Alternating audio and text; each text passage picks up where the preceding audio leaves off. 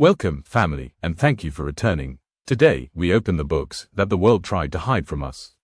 Not just as stories, not just as writings, but as living memory of the covenant people. We speak of Jubilees, Enoch, Jasher, to Baruch, books written long before the flood, sealed for a generation far into the future. A generation that is us. They were forbidden, yes, but today we will uncover them. We will read them, and we will see Africa. Not the deserts of Arabia, not lands made small to suit foreign imagination, but Africa, rich, vast, fertile, abundant with rivers, valleys, forests, good weather, mountains of fire, minerals, animals, and birds, overflowing life. Jubilees, sometimes called Little Genesis, but it is far greater than Genesis alone. The Almighty commanded Moses, "Write this for a future generation, for the children who will live scattered, who will one day awaken in their inheritance." Jubilees records the division of the world after the flood, and it places the promised land firmly beyond the rivers of Cush. In Africa, it describes rivers and fountains flowing through fertile valleys, mountains and volcanoes, sacred markers of the covenant, grazing lands, forests, fruits, abundance for life, good weather, perfect for sustaining life, minerals and metals, copper, gold, precious stones, tribes, banners, and totems, the inheritance of nations. It also warns, the calendar will be changed, festivals altered, weeks and seasons shifted, and indeed, it happened. Rome changed them, the world forgot, but the memory remains in Jubilees, waiting for a generation to awaken.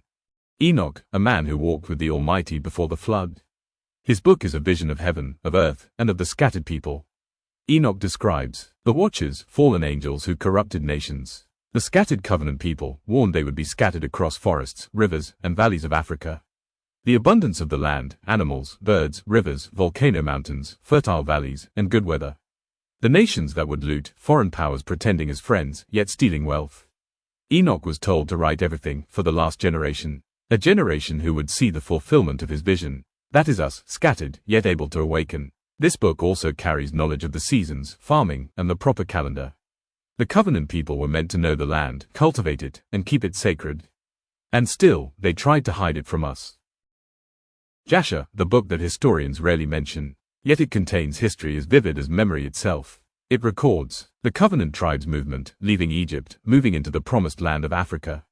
Wars with the Canaanites, occupying regions, fighting for inheritance, claiming their rightful land. Wars among covenant tribes, showing internal struggles, alliances, and power shifts. Settlement and inheritance, division of land, banners, totems, and tribal governance. Skills and knowledge brought, farming, animal husbandry, metalwork, governance. This is the history that modern Africa calls Bantu migration, but Jasher shows it was covenant inheritance in action, tribes moving with purpose, settling, fighting for land, and cultivating it. Think of Rosby, Zulu, Indabella, Ashanti, Yoruba. Their wars, leadership, and systems mirror exactly the covenant pattern. Colonizers and slave masters buried this knowledge. They wanted you to believe that Bantu movements were random, primitive, meaningless. But Jasher says otherwise. Your ancestors were covenant people, carrying totems, knowledge, and inheritance. To Baruch, written after the destruction of Jerusalem, but speaking far into the future. It records scattering of the people, taken from their lands, scattered in forests, rivers, and valleys. Oppression and looting, foreign nations exploiting resources, dividing tribes. Promise of restoration, that the Almighty will gather his people and restore the land. Baruch's prophecy is Africa's story. Slavery, colonization, resource theft, and the scattering of the covenant people. But it also reminds us, restoration is written, inevitable, and inescapable. Now, I know many of you might be wondering, how did all this get hidden? Why have we been told different stories about our own history? Family, as we discussed in previous episodes, much of our history has been narrated by foreigners, by slave masters, by colonial powers.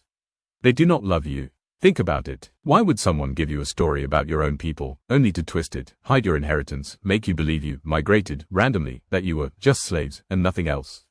They took you from Africa, scattered you across the world, sold you, controlled your narrative, and called it business. This is why your history seems hidden. That is why the real story, the covenant story, is tucked away in the forbidden books. And that is why it is critical to read them, study them, and see Africa and the covenant people for what they truly are. But the truth cannot be hidden forever. Look around. The Khoisan, the San, the Batwa, the Hadzabe, living witnesses of ancient settlement. The Bantu tribes, Rosby, Zulu, Indabella, Ashanti, Yoruba, carry the totems, banners, clans, and memory. The rivers still flow, the forests still breathe, the valleys still yield fruit, the good weather still nourishes life, the minerals are still in the ground. All of Africa, a living testament of the covenant story, written before the flood, preserved for future generations. Now awakening. Family, the Almighty warned that calendars would be changed, festivals altered, and indeed, we see it. But the books remain, hidden in plain sight. Jubilees, Enoch, Jasher, Baruch, read them, study them, understand them. This is your inheritance, your map, your covenant. Scattered, yes, but not lost. Oppressed, yes, but not defeated. No human, no empire, no chain, no law can erase what was written before the flood. The story is yours, and the awakening begins today. So if this message touched you, if you feel the stirring of memory within, subscribe to this channel, African Covenant Quest. Share it with your family, with your friends. Because this journey is not meant for one. It is meant for a nation, awakening together. And until the next episode, stay strong, stay awake, and never forget, the covenant lives in you.